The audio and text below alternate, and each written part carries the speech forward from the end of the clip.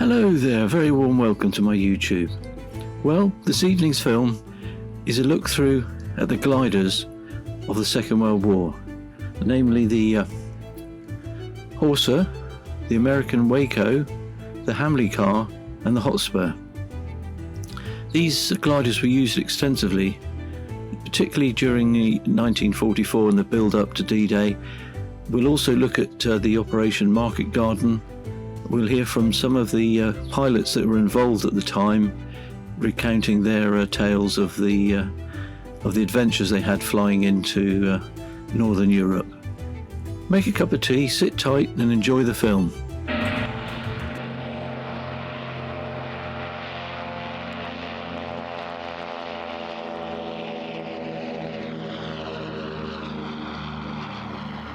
We refer to it as a flying bedstead. I didn't like it. It wasn't as smooth as the Horsa glider, but it had one good point. It was so constructed that you could be set up on the ground and the tow rope had a large loop on it, slung up between a couple of posts, like a goal post. And the coyote could fly over with a hook hanging from its tail and hook you up. That was called a snatch takeoff. That was quite good, actually. On the first occasion, of course, I felt my stomach was going to break through the back of the seat. But the second time was not so bad, and from the third time onwards, it was quite routine. The American CG-4A Waco was the standard medium glider of the American airborne forces in the Second World War. As a result of the close liaison which existed between the two airborne forces, it was used on a number of occasions by British air landing troops on operations, particularly during the airborne assault on Sicily and following on after D-Day. Other operations included those of George Ord Wingate's Chindit forces out in Burma. In British service, and following the naming protocol for gliders of historical characters, beginning with the letter H, it was known as the Hadrian, after the Roman general. The Hadrian could carry 15 soldiers or a variety of cargo loads, including vehicles and guns. Its tactical undercarriage could be jettisoned after takeoff, the glider then landing on skids. The pilot's compartment was hinged to raise up, allowing easy loading of vehicles. To unload, a pulley was attached to the rear bumper of a vehicle, which when driven forward automatically raised the nose section to the locked position and enabled the jeeps and trucks to be driven out. It had a length of 48 feet 8 inches, a wingspan of 83 feet 8 inches. Its height was 15 feet and 4 inches, which gave a wing area of 900 square feet. The empty weight was 3,900 pounds. Useful load came to 4,197 pounds.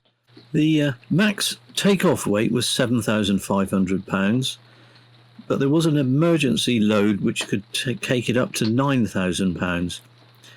The aircraft had a maximum speed of 150 miles an hour.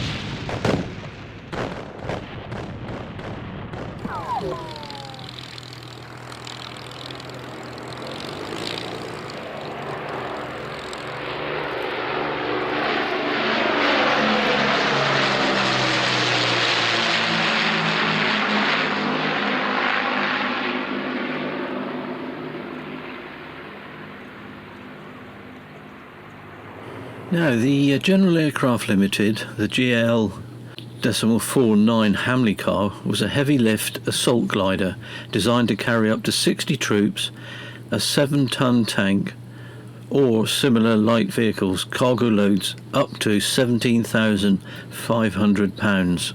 They were produced mainly from spruce and birch with a fabric-covered surface. It had a staggering all-up weight of 37,000 pounds. It was created in sections for easy transport and assembly, although due to its net unladen weight of 19,500 pounds, it required large and powerful tow aircraft to get it airborne. Initially designed with a jettisonable undercarriage, this was replaced when it was discovered that it had a far shorter stopping distance when fitted with skids. Those aircraft employed in ferry operations did, however, have a fixed undercarriage to reduce damage. Vehicles were loaded through the hinged nose of the aircraft, which could be quickly swung open after landing to allow rapid unloading. The undercarriage oleos were also collapsed so that a lot of vehicles could drive straight out without requiring any form of ramps. More than 70 GL.49 Hamilcar gliders were used during World War II. They were towed by 4-engine tugs such as the Handley Page, the Halifax or the Short Stirling. One prototype and 22 production aircraft were built by General Aircraft Limited at Handworth in southwest London, with a further 390 by a series of UK contractors. Many subcontracted organisations were engaged in wartime glider manufacture, and notably those manufactured by Harris Liebus of Tottenham included AC Motors Birmingham Railway Carriage and Wagon Company and the Cooperative Wholesale Society. The final major operation for the aircraft was as part of Operation Varsity, transporting the M22 Locust light tank into Germany in 1945. April 1944, as a second lieutenant, newly commissioned second lieutenant, I arrived at Downhampton, having completed my training, a very short training which was on Tiger Moth, and then the Hotspur, which is the medium glider, and the Horsa glider. Now, you know already, but you youngsters may not, but the Horsa would take 28 fully armed troops, or a jeep and a couple of trailers, or a jeep and a gun. So it was quite a fair-sized glider. I'd never flown in the Hamilcar, which is the large one. It was towed by a 4-engine bomber, and that glider would take a light tank, or 2 Bring gun carriers, or a 17-pounder gun, or equipment to help build an airfield when the battle was getting to a close. So gliders were big things. They're not the sort of sailplanes that you see flying around in the sky today. And of course, when you go to Arnhem or to Normandy, you see in the museums there, you see things of the gliders, so you get a full indication then. So I arrived at Downhampton, which is an airfield, a wartime airfield, not all that far from here. It's about 20 minutes in the car away from here. Now, what had happened after D-Day, and D-Day, the youngsters will remember, 6th of June. After D-Day, we were briefed for a number of operations, and one after the other, they were all cancelled. And we wondered whether we were ever going to get into battle.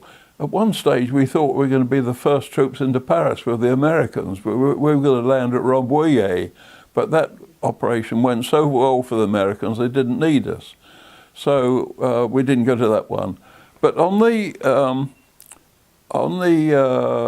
17th of September, that was the first day, the lift got away. And I was given the job of helping to see them get away, and I was due to go in on the second day, which was the Monday. I was due to go in on the Monday. Now this time I knew I'd be going because we got the first lift away. And now we were due to go off earlier in the day, but because of the bad weather, we didn't get off. Well, wait a minute. On the first lift from Downhampton, I saw get away 49 Horsas. So that gives a size of the details of the lift. And I knew we would go the next day, so I knew that it was on. And our glider had a jeep, 2 trailers, 4 REME men, REME are Royal Electrical and Mechanical Engineers, and we had a fold-up bicycle. Now, on the second day, our takeoff was delayed by bad weather. We were due to take off at 7 in the morning, but we were delayed by about 4 hours. So, Market Garden was on, and I was going. Now, we got away from Downhampton about 4 hours late, and we used the northern route. The northern route took us out over Hatfield, over Aldborough, and then out over the North Sea. As far as we could see, we were in 2 lanes, tugs and gliders, and as far as we can see, and I'm told we were told afterwards, it stretched for about 100 miles. And it was one of the most amazing sights I've ever seen. These tugs and gliders right into the far distant, and it really was quite a sight. And then also something on the way over the North Sea that I wasn't very pleased about, because there were two Horsa gliders down in the water, or something had gone wrong with them. Either the tow rope had broken or something had gone wrong, and they'd had to ditch into the sea. When we got up over the landing area at Wolfhazen, we could see that we were in the right spot, exactly where we were briefed to be. So we pulled off from our tug aircraft, and the tug went away to the, as far as I can recall, to the port side, moved off the port, and we went in and straight down into the landing field at Wolfhazen. We put on full flap, and in some of the things that the youngsters have seen, you see a full flap landing in a Horsa, you come down almost like a lift. And we levelled off just above the ground and landed our glider absolutely where we were due to be. So we were feeling well satisfied at that stage. Now, we had REME personnel with us, as I've mentioned already, and with the Horsa that we were flying in those days, you had to take the tail off to get your load out. Obviously, if it was just men flying in the glider, you didn't need to do that. But if you're carrying a load, a jeep and 2 trailers, with the Mark 1, which ours was, you had to take the tail off. And it took us about half an hour to get the tail off. Even though we got 4 REME people helping us, it still took us quite some time. It's not the nicest of places to be on a landing field where we can be shot up, taking half an hour to get your stuff out, but that's how long it took us. Anyway, we got our jeep and 2 trailers out and the fold-up bicycle, and we were ready then to move off into the battle. We went for a short distance with the REME personnel, and then we moved off separately to join our own squadron, E Squadron Glider Pilot Regiment, which we were coming from Downhampton. We're on a scrubland which was to the northeast of Wolfhazen. I met up there with my section, which consisted of 11 other glider pilots and myself, making 12 in total. By this stage, I was a lieutenant. I'd got another pip on my shoulder, so I wasn't the lowest of the low at this stage. I'd gone up one. To the youngsters, that may not mean much, but the second lieutenant is the dog's body of the officers. He gets all the mucky jobs to do. So when you get your second pip, you're quite pleased about that. An ME-109, which was a German fighter, came over and shot up our positions. And as he came round, I understand, but I've never been able to prove it, I understand that he killed 2 glider pilots on his first pass. And I felt sure that he would come round again. And having fired earlier on in the war at a low-flying aircraft with a Lewis machine gun, I thought, well, if he comes round again, I'm going to have a go at him. So I got the brain gun from our section, used it from the hip and fired at the ME-109 when he came round the second time. Now, I know a lot of the people there thought I was stupid. I do know that, because your chances of bringing him down were not all that great. But he didn't come round the third time, so I felt I'd probably done some good. I may have hit him, but I certainly didn't bring him down. But as I say, he didn't come round the third time. Well, hopefully this short film about gliders during the Second World War was of some interest. I really enjoyed putting it together. Appreciate you watching along this far. And also, it'd be really great if you could subscribe to my channel, check out some of my other 200 plus films, and I'll look forward to seeing you on the next one. All the very best. Take the greatest of care. Cheers for now.